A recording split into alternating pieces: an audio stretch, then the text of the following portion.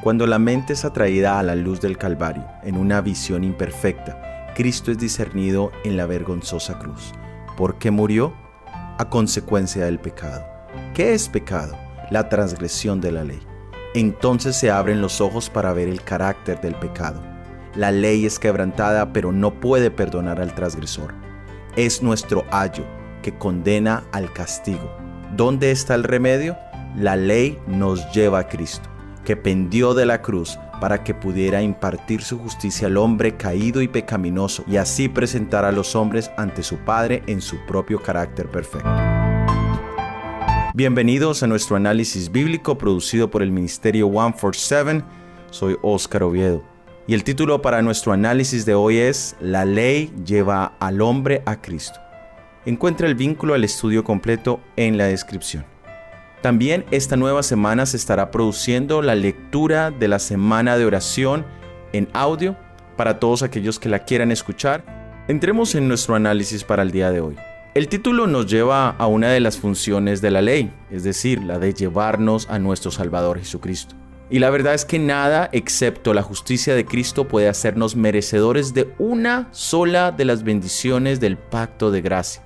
Muchos son los que durante largo tiempo han deseado obtener esas bendiciones, pero no las han recibido porque han creído que podían hacer algo para merecerlas, para hacerse dignos de ella. Nunca apartaron la mirada de sí mismos ni creyeron en Jesús como su Salvador absoluto. Nunca deberíamos pensar que nuestros propios méritos nos han de salvar. Cristo es nuestra única esperanza de salvación, tal cual lo dice Hechos capítulo 4, versículo 12. En ningún otro hay salvación, porque no hay otro nombre bajo el cielo dado a los hombres en que podamos ser salvos. Hoy queremos enfocarnos en la epístola a los Gálatas, especialmente en el capítulo 3. Allí el apóstol Pablo empieza hablando desde los versículos 1 hasta el 5, sobre aquellos que han abrazado la fe de Jesús, pero aún así han seguido buscando la justificación o la salvación por medio de acciones, por medio de las obras de la ley. Es decir, aquellos que dependen de su propia obediencia a los principios morales como su único medio de presentarse justos delante de Dios. Y esto sucede cuando, ante la pregunta ¿eres santo?, las personas se cuestionan, dicen, ¿he violado hoy la ley de Dios? Si la respuesta es no la he violado, entonces, sí, soy santo. Pero si la respuesta es, sí, la he violado, entonces no soy santo. Y esto es insuficiente. Aunque lleváramos a cabo todos los ritos, las ceremonias, los elementos necesarios de la vida cristiana, como ir a la iglesia, leer la Biblia, orar, pagar diezmos, alimentarnos para la honra y gloria de Dios, vestirnos para la honra y gloria de Dios, ninguna de estas cosas nos justificarían. Pablo demuestra que es inútil el método de salvación por medio de obras. Solo Jesús y nadie más que Él nos puede dar la seguridad de la salvación. La pregunta es, mi amigo, mi amiga, ¿caminaste hoy con Jesús? ¿Dependiste de nuestro Salvador en tus actividades diarias, en tus actividades semanales? Luego el apóstol Pablo utiliza el ejemplo de Abraham. Gálatas capítulo 3 versículos 6 al 9 dice: Así Abraham creyó a Dios y le fue contado por justicia.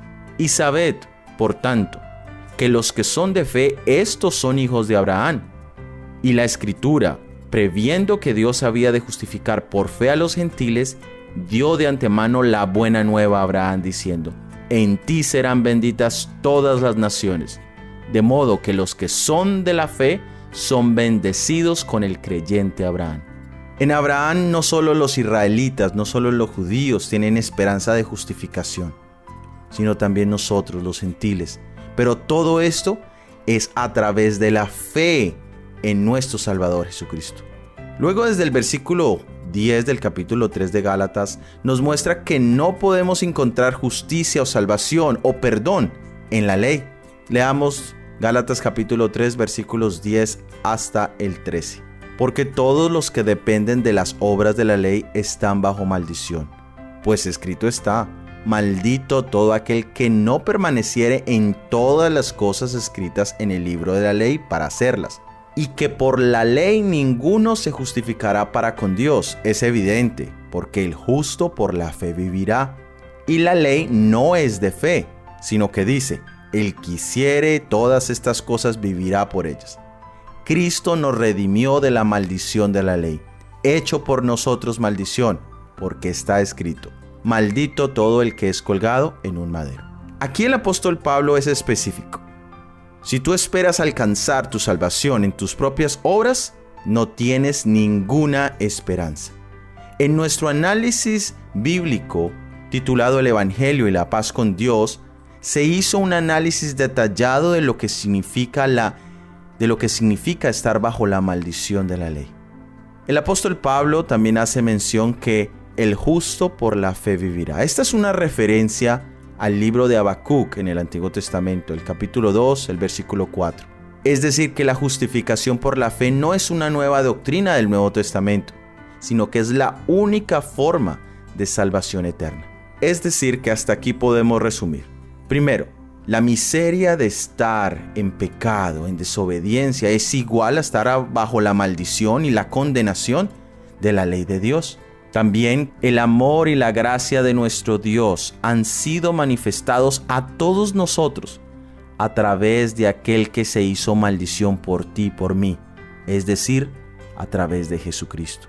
Y ahora, a través de nuestra fe, de nuestra confianza en Jesucristo, no solo escapamos de la maldición de la ley, sino dice el apóstol Pablo que ahora somos herederos de una gran bendición.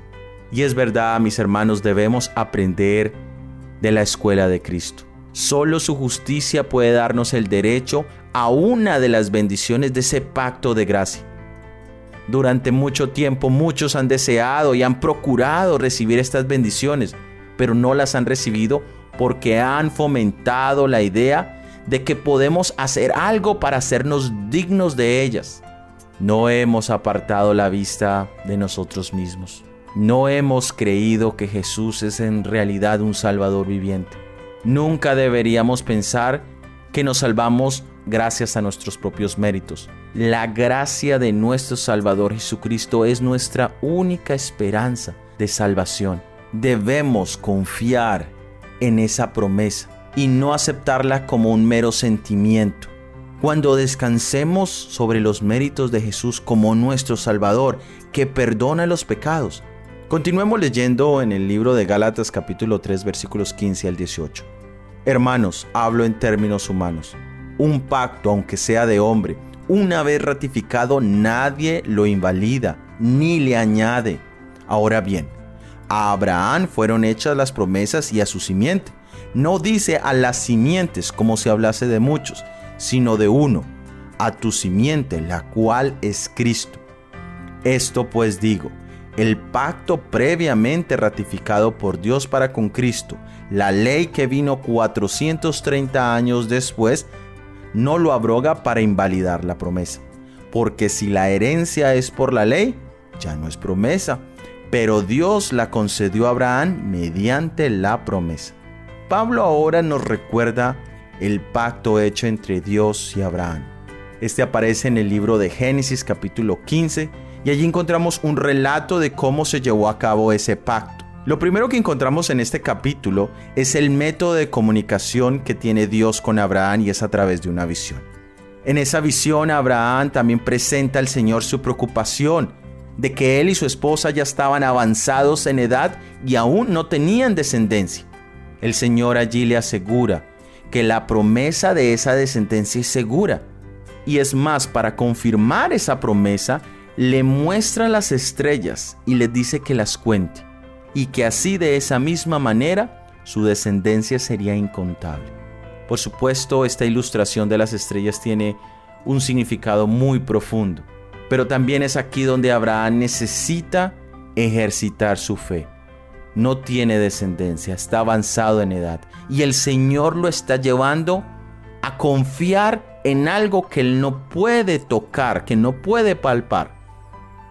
Pero es esa fe, es esa confianza que dice Génesis capítulo 15, versículo 6, que le fue contada como justicia.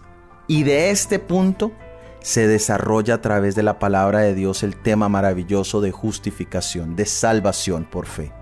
Ahora, lo que sigue en la historia de Génesis capítulo 15 es la confirmación de la promesa por medio de un sacrificio, que para nosotros puede parecer muy extraño.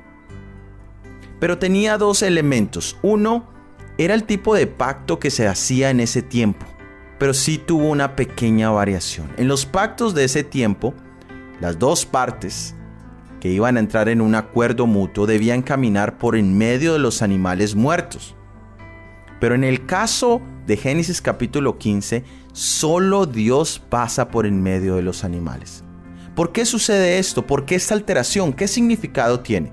Representaba que la garantía del cumplimiento de la promesa de esa descendencia, de la promesa de esa tierra prometida, de la simiente, sería cumplida única y exclusivamente por la garantía de Dios. Y en la historia de la Biblia vemos que los descendientes de Abraham hicieron todo lo posible por destruir ese pacto.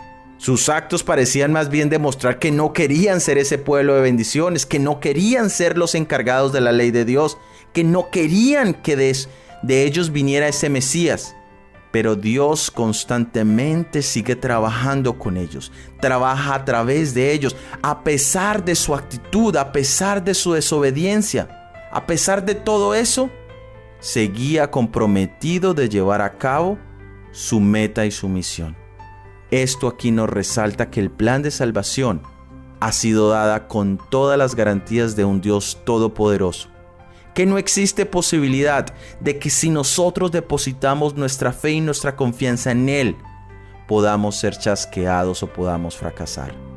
Por eso, mi hermano y mi hermana, cuando pienses en tu salvación, no mires tus obras. Pongamos nuestros ojos donde deberían estar nuestras esperanzas. ¿Quién es nuestro garantor? ¿Quién es el que asegura nuestra vida eterna? No eres tú, mi hermano, no eres tú, mi hermana.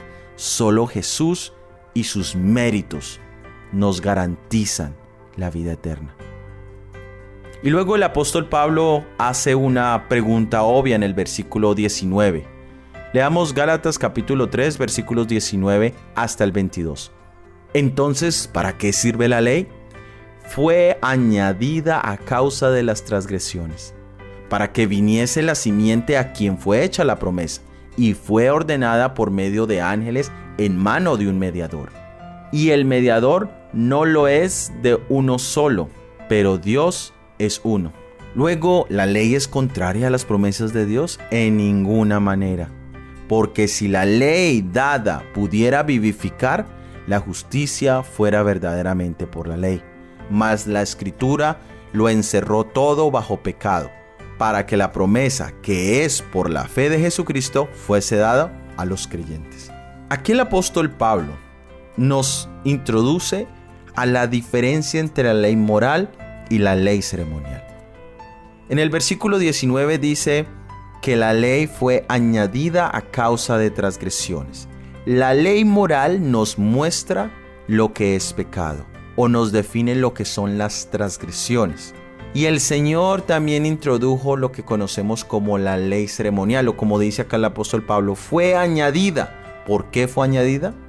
Debido al pecado. El Señor ahora le entrega a su pueblo una ley que tenía el objetivo de resolver el problema de las transgresiones, pero que enseñaba al pecador a ejercitar su fe en el Mesías, en la simiente, que esta ley tenía un objetivo claro de educar al pecador a poner sus ojos en el Mesías venidero. Somos justificados única y exclusivamente por la fe. Cuando nos consideramos capaces de moldear nuestro propio carácter, cometemos un grave error. Nunca podemos por nosotros mismos obtener la victoria sobre ninguna tentación o debilidad. Solo para aquellos que tienen esa fe genuina, esa fe verdadera en el Salvador Jesucristo, es a los que se les promete que su carácter será moldeado por la obra del Espíritu Santo. Continuemos leyendo en Gálatas capítulo 3, versículos 23 y 24. Empero antes que viniese la fe, estábamos guardados bajo la ley, encerrados para aquella fe que había de ser descubierta. De manera que la ley, nuestro ayo, fue para llevarnos a Cristo, para que fuésemos justificados por la fe. Y aquí llegamos al título de nuestro análisis de hoy. La ley lleva al hombre a Cristo. Pero la pregunta entonces es, ¿cuál es la que nos lleva a Cristo? ¿Es la ley moral o es la ley ceremonial? Y la respuesta es que son los dos. La ley moral me muestra mi necesidad de un Salvador. Y la ley ceremonial, que fue añadida debido a transgresiones, me ilustra cómo puedo ser perdonado. Cuando nosotros examinamos nuestro carácter en el gran espejo moral, en la ley de Dios, allí vemos nuestros defectos de carácter. Allí nos vemos tal como somos, manchados, contaminados, y por supuesto nos sentimos condenados. Pero también nos damos cuenta que la ley no puede quitar nuestra culpa, no nos puede ofrecer perdón. Debemos ir más allá. La ley se convierte en un ayo, en un maestro, en una guía que nos lleva a Cristo. Y ese era el papel que cumplía la segunda ley, la ley ceremonial, la cual en su totalidad apuntaba al Cordero de Dios, al sacrificio perfecto. Mi hermano, mi hermana, ¿qué ves tú en la ley, tanto en la moral como en la ceremonial? Tal vez ves una escalera, ves una lista de cosas que debes hacer que te llevarán a una vida espiritual, o en ambas ves a Jesucristo. Leamos en Gálatas capítulo 3, versículo 25 al 29. Mas venida la fe, ya no estamos bajo el ayo, porque todos sois hijos de Dios por la fe en Cristo Jesús. Porque todos los que habéis sido bautizados en Cristo, de Cristo estáis revestidos. No hay judío ni griego, no hay siervo ni libre, no hay varón ni hembra, porque todos vosotros sois uno en Cristo Jesús. Y si vosotros sois de Cristo, ciertamente la simiente de Abraham sois, y conforme a la promesa, los herederos. Cuando el símbolo encontró la realidad en el sacrificio de nuestro Señor Jesucristo, cesó la ofrenda de sacrificio. La ley ceremonial llegó a su fin. Cristo fue el fundamento de todo el sistema judío. La muerte de Abel fue una consecuencia de no haber aceptado Caín el plan que Dios había creado. Y ese plan estaba simbolizado por ofrendas de sacrificio que señalaban a Cristo. Caín rehusó el uso de la sangre que simbolizaba a Cristo, que había de ser derramada por todos nosotros. Pero por la crucifixión, la ley de los 10 mandamientos fue establecida, confirmada. El Evangelio no ha abrogado, no ha invalidado la ley, ni ha suprimido ni una sola de sus pretensiones. Todavía sigue siendo válida, todavía exige santidad en todo sentido. El eco de la propia voz de Dios se hace sentir en cada corazón cuando nos dice: adelante, asciende un poco más, sé santo, siempre santo. Que el Señor pueda seguir trabajando en tu corazón y en mi corazón, para que día a día la ley de Dios y el sacrificio maravilloso de Jesucristo en la cruz nos lleven a apartarnos de nuestro yo y acercarnos a nuestro Salvador Jesucristo. De esta manera hemos llegado al final de este episodio del análisis bíblico. Para la próxima semana tendremos el análisis bíblico titulado Dos ministerios comparados. Recuerda suscribirte y si ha sido de bendición, por favor compártelo con al menos una persona. Déjanos tus opiniones en los comentarios y que Dios te bendiga. Amén.